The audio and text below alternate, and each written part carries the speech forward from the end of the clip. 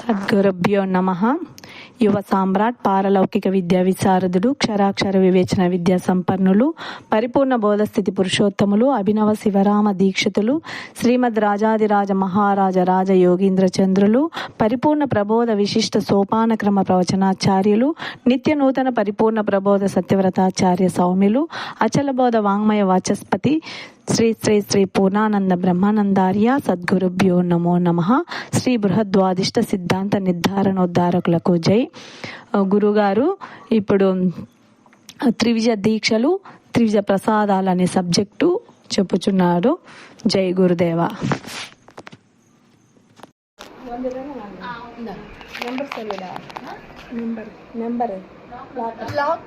ప్రక్కన కూడా చింతించి ఆలోచించే కావలసిన అవకాశం ఉండదు, అంత నొప్పిగా ఉంటుంది. ఈ భ్రమరము అంతటితో ఆపేది తన పని. కుట్టి లోపల పెట్టేంట అది ఒక పొర పెట్టి, బల్లి పొర మట్టి గూళ్ళో పెడతాది. అది ఇంకా ఎక్కడా పోకుండా ఆ భ్రమరము ఆ కీటకం ఉండే గూడు చుట్టూ తిరిగి జూంకారము చేస్తాది. ఇది మళ్ళీ వస్తుందేమో, కుడుతుందేమో అని దాన్నే చింతించి దాని స్వరూపంగా, భ్రమర స్వరూపకంగా ఈ కీటకము మారి ఆ గూడును పగలగొట్టుకొని బయటకు వచ్చిన తరువాత ఆ భ్రమరము తన జూంకార నాదాన్ని మానేస్తారు. అంతవరకు అది ఒక మహాదీక్ష. రాత్రింబౌళ్ళు నిద్ర కూడా పోకుండా అదే శబ్దం చేస్తూ ఉంటారు. చూడండి, దీక్ష అంటే మీకు అర్థం కావాల. దీక్ష అంటే ఒక పద్ధతిని నిర్ణయించుకొని లేదా ఒక లక్ష్యాన్ని పెట్టుకొని అది పూర్తి అయ్యే వరకు వేరే చింతలు ఆలోచనలు లేకుండా అదే చింతిస్తూ ఉండడాన్ని దీక్ష అంటారు. ఇప్పుడు అయ్యప్ప దీక్ష తీసుకుంటే వాళ్ళు కొన్ని పద్ధతులు చెప్తారు. ఇదిగో ఇన్ని గంటలకు లేయాలి, స్నానం చేయాలి, స్వామిని ఇలా పూజించాలి, మధ్య మధ్య ఈ విధమైన ఆహారం తీసుకోవాలి, ఈ నియమావళి పాటించాలి, లౌకిక విషయాలు లేకపోకూడదు, ఇదిగో ఇలా ధూమపానము, మత్తు పదార్థాలు మొదలైన దురాచారాలు ఉండకూడదు, స్వామి వలె సదాచార సంపన్నత కలిగి ఉండాలి అని చెప్పి వాళ్ళు కొన్ని నియమావళిని రూపొందించి పెడతారు. ఆ పద్ధతి ప్రకారము ఆయన ఉండే దీక్ష ఎన్ని రోజులు ఉంటాడో అన్ని రోజులు ఆ పద్ధతిలోనే ఉంటారు. దాన్ని దీక్ష అంటారు. ఇప్పుడు మనము త్రివిధ దీక్షలు అనరించి పరిపూర్ణ బోధ చెప్పే గురువు నిన్న రాజిరెడ్డి స్వామి చెప్పాడు. ఆయన పరిపూర్ణం ఇదిగో ఎరుకని చూపించి లేని ఎరుకను లేదని ఎరింగించిన గురుడే సరి. ఏ గురువు అంటే ఆ గురువు సరి కాదు. అంతటా ఉండే పరిపూర్ణాన్ని దర్శింపజేసి, లేని ఎరుకను దర్శింపజేసి, ఆ ఎరుక యొక్క భ్రాంతిని, భ్రమను తీసివేసి చెప్పే గురువే గురువు. అట్లా గురువు దొరకడం మహా కష్టం. అశరీర గురువు దొరికేది సామాన్యం కాదు, అసామాన్యం. మిగతా గురువులు ఎంతో మంది ఉన్నారు, వాళ్ళు దొరుకుతారు. వాళ్ళ దగ్గరికి పోతే వాళ్ళు త్రివిధ దీక్షలు ఇచ్చి అస్తమస్తక సంయోగం అంచితముగా చేసి నిజమైనటువంటి కేవలాత్మ ఉపదేశాన్ని వనర్చలేరు. అందుకే మనకు సాంప్రదాయ గురువు దొరకాలి. అటువంటి గురువు దగ్గరికి పోయినప్పుడు 3 దీక్షలు ఇస్తాడు. ఇదిగో నాయన, దృక్ దీక్ష. దృక్కులంటే నేత్రములు. నేత్రముల ద్వారా గురువు ఉపదేశం ఇచ్చేటప్పుడు, నాయన నీ కన్నులు నన్ను చూస్తున్నాయి కదా, చూడబడే స్థానములో ఉండే నేను, చూస్తావో ఉండే స్థానములో ఉండే నీవు, ఈ రెంటిలో ఏది గొప్పది అని అడుగుతాడు గురువు. అప్పుడు శిష్యుడు మేధావి అయితే చూసేవాడే గొప్ప స్వామి, వాని సన్నిధానములో వాడు నేత్రాన్ని అడ్డపెట్టుకొని అండపిండ బ్రహ్మాండాలన్నింటినీ కూడా దర్శించే సత్తా వానికి ఉంది. కోటి యోజనాల భూమి, 10 కోట్ల యోజనాల జలము, 20 కోట్ల యోజనాలతో ఉండే అగ్ని, 30 కోట్ల యోజనాలతో ఉండే వాయువు, 40 కోట్ల యోజనాలతో ఉండే ఆకాశం. ఇది భూగ్రహానికి సంబంధించిన విస్తీర్ణం. ఈ భూమి చుట్టూ తిరిగే గ్రహాల్లో ఒకటి అగ్ని 30 కోట్లు, వాయువు భూమి 1 కోటి, జలము 10, అగ్ని 20, వాయువు 30, ఆకాశం 40 కోట్ల యోజనాలతో ఈ భూగ్రహము విస్తీర్ణం ఎంత ఉంది. ఈ భూమి అట్లా గ్రహాలు 9 ఉన్నాయి సూర్యుని చుట్టూ. ఇట్లా సూర్యులు పరిపూర్ణములో ఎన్ని ఉన్నాయో చెప్పలేము. అనంతము పరిపూర్ణం, చాలా పెద్దది. అందులో ఇవన్నీ ఉన్నాయి. ఇవన్నీ లెక్కకు పరిమితమైనవి. వీటన్నింటినీ ఎవరైతే దర్శిస్తున్నారో, ఎవరైతే చూస్తున్నారో, ఎవరైతే వీటిని లెక్క కట్టి పసిగట్టి ఇటీవని నిర్ణయిస్తున్నారో వాళ్ళే పరమాత్మ స్వరూపులు. అదే పరమాత్మ. వాడు చూసేవాడే పెద్దవాడు. ఎంత పెద్దవైనా అర్ధ ఇంచి ఉండే నేత్రాన్ని అడ్డు పెట్టుకొని చూస్తాడు.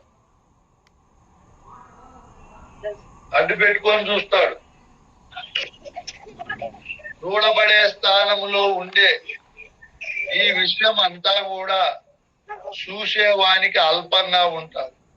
చూడబడే స్థానంలో ఉండే శరీర ప్రపంచములు నువ్వు కాదు నాయనా. చూసేవాడెవరా నువ్వు? నేత్రం తెరిస్తే బయట ప్రపంచాన్ని చూస్తావు, నేత్రం మూసుకుంటే లోపల ప్రపంచాన్ని గురించి చెప్తావు. 2 సామర్థ్యాలు నీకున్నాయి. వాడే పరమాత్మ, వాడే ఎరుక, వాడే బ్రహ్మము, వాడే ఆత్మ అని గురువు నీకు దృగ్దీక్ష ద్వారా ఈ దృక్కులనే నేత్రములను అడ్డు పెట్టుకొని ఎవరైతే సమస్తాన్ని చూస్తున్నారో ఆ చూసేవాడే పరమాత్మని గురువు గారు ఎదురుగా శిష్యుని కూర్చోబెట్టుకొని అది ఒక ప్రత్యేకమైన తంతు ద్వారా పరమాత్మ అంటే ఏమో తెలియజేస్తాడు. ఈ పద్ధతి ద్వారా మేధావైన శిష్యుడు క్షణకాలములోనే పరమాత్మ అంటే ఏమో గ్రహిస్తాడు, పరమాత్మ అంటే ఏమో తెలుసుకుంటాడు. సెకండ్లలోనే గురువు గారు ఉపదేశం ఇచ్చినప్పుడు, ఇదిగో బ్రహ్మానంద రెడ్డి, నీ నేత్రములలో ఉండి ఏదైతే చూస్తా ఉందో ఆ చూసేవానికి పెద్ద పెద్ద నక్షత్రాలన్నీ కూడా ఒక చపాతి అట్లా కనపడతాయి. పైకి పోతే భూమి కూడా ₹1 బిల్లాకట్లా కనపడతాది. ఆ కనుగొనేవాడే నేననేవాడు నాయన. వాడే ఎరుక, వాడే ఈశ్వరుడు, వాడే పరమాత్మ అని చెప్పినప్పుడు నాకెంత ఆనందమైందో.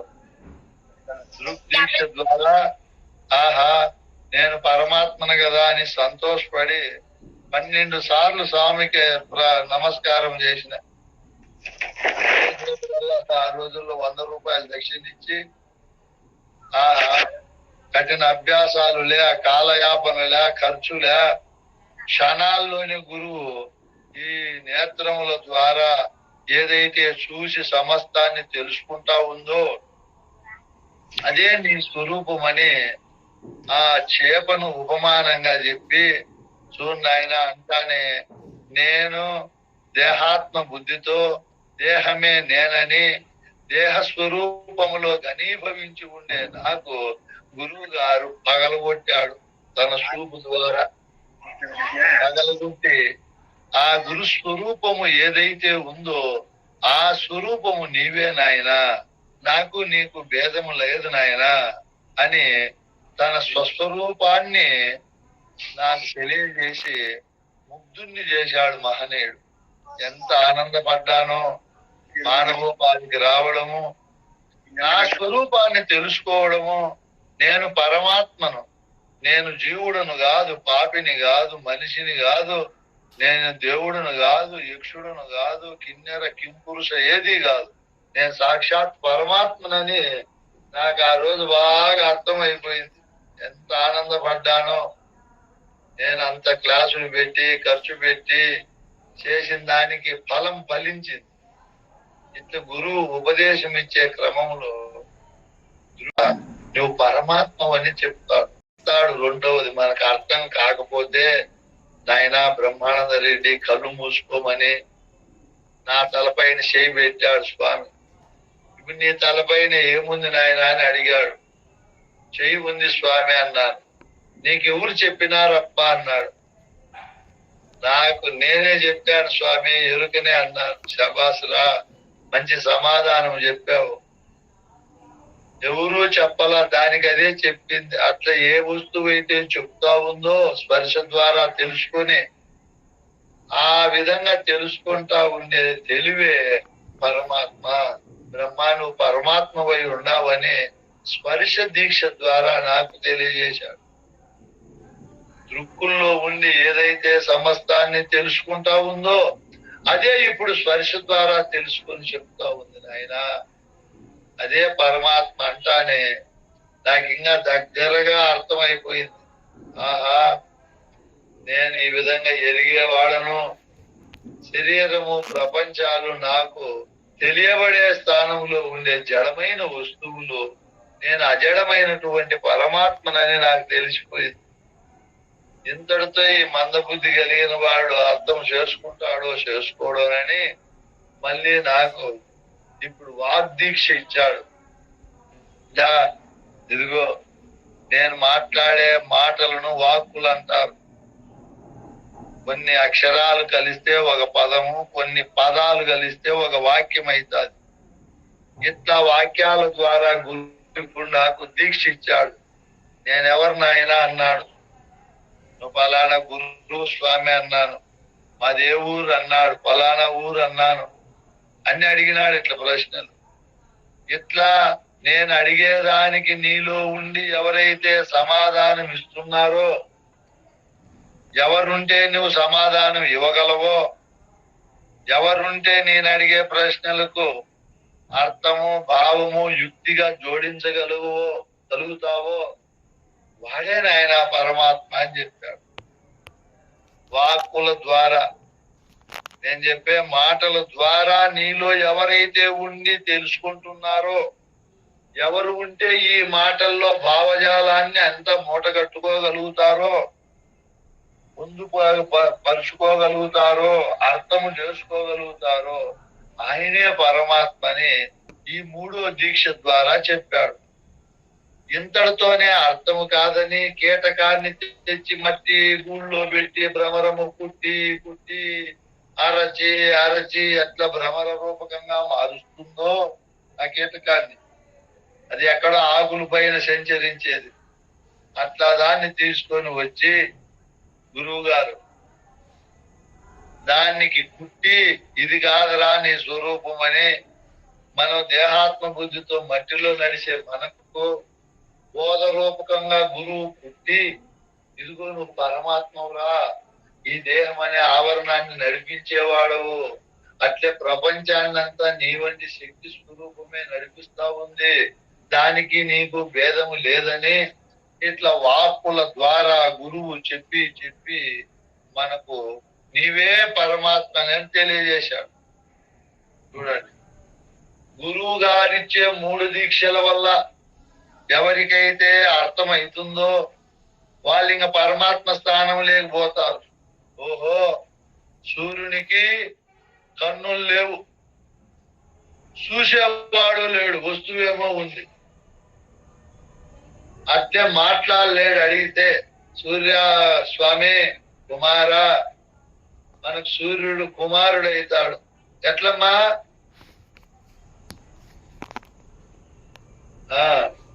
ఆకాశం కొడుకు అవుతాడు, వాయువు మనవుడు అవుతాడు, అగ్నిదేవుడు మునిమానవుడు అవుతాడు, జలము మునిమానవుడు అవుతాడు, ఇంకా భూమి ఇంకా చిన్న మనవుడు అవుతాడు. ఎట్లా వరుసలు స్వామి? రెడ్డప్ప స్వామి, వరుసలు సరిపోతాయి సరిపోవా అని? అన్నిటికాడికి ముందు పుట్టింది నువ్వే కాబట్టి నేననేదే అన్నిటికాడికి ముందు పుట్టింది కాబట్టి దాని వెనక పుట్టినటువంటి సూర్యుడు కొడుకు అవుతాడు. మళ్ళా దాని పుట్టింది మనవడు అవుతాడు, మళ్ళా దానికి పుట్టింది ముని మనవడు అవుతాడు, మళ్ళీ 4వ మనవడు అవుతాడు. ఇట్లా అన్నిటికాడి మనకు పరిపూర్ణం ఏమన్నా తండ్రి అవుతాడా? అది తండ్రి కాదు, దానికి దీనికి సంబంధం లేదు. ఓహో, మన పరిపూర్ణానికి పుట్టదైతే ఎరుక పుట్టింటాడు మనకు నాయనవ్వు. దీనికి ఇదే పుట్టుతాది స్వయంభూ బ్రహ్మము కాబట్టి మనకు పరిపూర్ణము తండ్రి కాడు. బావ ఏమన్నా అవుతాడా? ఏమి అవ్వడు, ఏమి వస్తలే లేవు, సంబంధమే లేదు. మనల్ని అది పుట్టేదు, మనకు మనముగా పుడతాం. అది లేకపోతే ఉండలేం కాబట్టి దాని సన్నిధానములో మనం ఉంటాం కాబట్టి అది ఉంటేనే మనం నడుస్తాము, మాట్లాడతాము, బోధ చెప్తాము, తిరుగుతాము, పడుకుంటాము. కాబట్టి అది మనకి తల్లి సమానం. అది ఏది పరిపూర్ణం, తల్లితో సమానం. గాని తల్లి కాదు, మళ్ళా అది కాదు, తల్లి కాదు. గొడ్రాలు బిడ్డ స్వామి. ఆకాశాన్ని ఏమిరా కుమారా బాగుండావంటే బాగుండా తండ్రి అంటాడా? ఎందుకనడు? దానికి ఎరుక లేదు, ఎరుక లేదు కాబట్టి మనం కొడుకన్నా నాయన అనలేడు, తమ్ముడు అన్నా అన్న అనలేదు, ఏమో అనలేవు. ఉన్నాయి వస్తువులేమో, ఆకాశము, వాయువు, అగ్ని, జలము, భూమి ఉన్నాయి. కానీ వాటికి ఎరిగే ఎరుక. నువ్వే ఎరిగే ఎరుక మహనీయుడు, అన్ని తెలుసుకునే పరమాత్మ స్వరూపుడు అని గురువు గారు మనకు ఈ 3 దీక్షల ద్వారా పరమాత్మ అంటే నీవే నాయన, అన్ని ఎరుగుతావు, నిన్ను ఎరిగే వాళ్ళు లేడు ఒక్కడ కూడా అంటానే మనకు శాస్త్ర వాసన, దేవతా వాసన, మిగతా లోకాల భ్రమలు అన్ని పటాపంచలైపోవాలి. ఒక్క చేతితో రావణ బ్రహ్మ చనిపోయినాడు రాముని బాణానికి. ఆ ఒక ఏటుకు వాడు చచ్చిపోతానే ఎన్ని పనులు జరిగినాయో. మండోదరి పాపం ఉండమోసింది, విభీషణుడు రాజు అయినాడు, సీతమ్మ ఆ శర నుంచి విడుదలైంది, రామునికి యుద్ధం చేసే పని తప్పోయింది. చూడు ఒక పనికి ఎన్ని ఫలితాలు వచ్చినాయో. రాముడి వచ్చిందా ఈ కాలంలో గట్టు బడిలో దొరికా పింఛనీలు 35 బీజేపీ ఏమైనా ఇచ్చిందిట్లా ఇచ్చింది. చెప్పిన మాట వినలేదు కదా వాడు. అట్లాంటివి లేవు ఆ రోజుల్లో పాపం. అదే వాడు సంతోషం, ఎందుకు చెప్పింది కాబట్టి వినలేదు కాబట్టి అది సంతోషపడమ్మా. ఈ విధంగా అయినా ప్రతివ్రత శిరోమణి ఆయమ్మ చెప్పినా వినకపోయినా భర్తను గౌరవిస్తుంది. వాళ్ళ ప్రేమే వేరు స్వామి. అవునవును, పోయే కాలం వచ్చింది కాబట్టి ఈ విధంగా మనము బోధలో ఎక్కడున్నాము నైనా, నేనే పెద్దదనే కాడు ఉన్నాము. మనకు గురువు ఉపదేశం ఇచ్చినప్పుడు నువ్వు నాయనా, మనకు భావత కృష్ణ ప్రభువులు కూడా ఎరుక అడ్రస్ చెప్పినాడు. తొర్రలు 9 గల నేర్మరికి ఒకరింటిలో నా మర్రలు 4, ఎర్రది, తెల్లది, నల్లది, కర్రిది, దానాగ్రమందు కలదొక్క తూటు, అదే ఎరుక అనే పులుగుండే చోటు. ఎరుక అనే పులుగు పక్షి ఎక్కడుంది నాయన అంటే ఈ దేహం అనే మర్రి చెట్టులో నేత్రాలు ఉన్నాయి, 2 కన్నులు, దానికి ముందు భాగములో ఉంది, అంటే ప్రథమ స్థానములో ఉంది. ఆ తరువాత నేత్రాలు ఉన్నాయి, ఆ తరువాత ప్రపంచం ఉంది. నువ్వు మొదటి, నువ్వే నేత్రము, ఎరిగే నేత్రము, జ్యోతులకు జ్యోతివి, నువ్వు సామాన్యుడు కాదు నాయనా. చూడు మనకు ఎంత పవర్ ఉందో. రాత్రి పూట మనము అమావాస్య వచ్చింది అనుకో, లైట్లు ఆఫ్ చేసి పనుకుంటాం, చలికాలము డోర్లు వేసుకుంటామా, రగ్గు కప్పుకొని నిద్రపోతాము. చీకట్లో నిద్రపోయినామా, వెలుగులో నిద్రపోయినామా? చీకట్లోనే స్వామి, చీకట్లో నిద్రపోయినాం. అప్పుడు బ్రహ్మస్వామి 40 రోజులు పూజ పెట్టినాడు. పోనే పోవాలని బయలుదేరి వచ్చినాము. అప్పుడు చీకట్లో బయలుదేరి వచ్చినామా, వెలుగులో వచ్చినాము? వెలుగులో వచ్చిన వెలుగు సృష్టించుకుంటాం మనము. ఎరుక వెలుగునే సృష్టించుకునేది చూడండి. కావాలంటే మబ్బులో రాదు అది. అప్పుడు కూడా ఎంత పవర్ ఉంది చూడు. కళ ప్రపంచంలో అది ఒక్కటే అన్నిటినీ సృష్టించుకొని అన్ని రకాలుగా అది అనుభవిస్తూ ఉంది. అక్కడ ఎన్ని పని జరుగుతాయో అదే నీవు అయి ఉండావని గురువు ఈ దీక్ష ద్వారా, దృగ్దీక్ష ద్వారా నీవే పరమాత్మవని మనకు చెప్తాడు. నేను పరమాత్మనని మనకు అర్థమైంది అనుకో, ఇంక నీకు భ్రమలు ఉండవు, భ్రాంతులు ఉండవు, రావుకాలం, యమగండం, అమావాస్య, ఒక్క పొత్తులు అవి ఇవి ఏమీ ఉండవు. ధ్యానం చేయవు, తపస్సు చేయవు. ఎందుకు చేయవు? నేనే బ్రహ్మను తెలుసుకున్నా కాబట్టి చేయించాను. పరమాత్మను నాకు మినహా తెలుసుకునే పరమాత్మ లేదు. ఎందుకు అవన్నీ తిక్కవ చేయాలా? చేస్తున్నాడంటే వాడు దృగ్దీక్ష ద్వారా పరమాత్మను తెలియని వాడే. ధ్యానము చేయడము, జపము చేయడము, తపము చేయడము. నా దగ్గర వేరే గురువు దగ్గర ఉండే శిష్యులు 2-3 నా దగ్గర చేరినారు. ఈ సృష్టిలో నువ్వే ద్రష్టవు, అన్ని దర్శించేవాడవు, నీకంటే గొప్పదైన దర్శించేది లేదు, నీ సన్నిధానములు అన్ని నీకు తెలియబడే దృశ్యం అని గురువు గురుకుల ద్వారా తెలియజేస్తారు. ఇంకా గురువు వీనికి అర్థమయ్యిందో లేదో పాపమని గురువు కరుణామయుడు. ఎటువంటి వాడు గురువు? కరుణామయుడు. పరమదయాలు. శిష్యుల పైన పరమదయ ఉంటుంది. ఇంకా గురువు శిష్యుని పైన అమృత దృష్టి ఉంటుంది. ఏముంటది? అమృత దృష్టి ఉండదు శిష్యులు ఎట్లా వాళ్ళన్నా గాని. అలాగే గురువు గారు ఈ సృష్టిలో ఎవరు అందనంత విద్యా స్వరూపాన్ని దాల్చి ఉంటాడు. పరిపూర్ణ బోధ చెప్పే గురువుకు ఈ సృష్టిలో ఎవరు సమానులు కాదు. 70 భాషలు రాని, వేదాలన్నీ నోటికి రాని, అవన్నీ వస్తునిచ్చే జ్ఞానము లేని బోధలు. పరిపూర్ణ బోధ చెప్పే గురువు వస్తునిచ్చే ప్రబోధ చెప్తాడు. నువ్వు పరమాత్మని నీకు బల్ల బుద్ధి చెప్పి, అవును నేనే ఎరిగేవాడను, అన్నిటికీ మూలము నేనేనని చెప్పి దృఢం చేస్తాడు పరిపూర్ణ బోధ చెప్పే గురువు. ఆ క్రమంలో గురువు ఎన్ని యుక్తులు ప్రవేశపెడతాడో, ఎన్ని రకాలుగా శిష్యుని హృదయాన్ని రంజింపజేసి హృదయములో ఈ భావజాలాన్ని లిప్తము చేయాలని, లిఖింపజేయాలని గురువు కంకణం కట్టుకుంటాడు. గురువు పాత్ర అమోఘం, అద్భుతం. ఏ గురువు పాత్ర?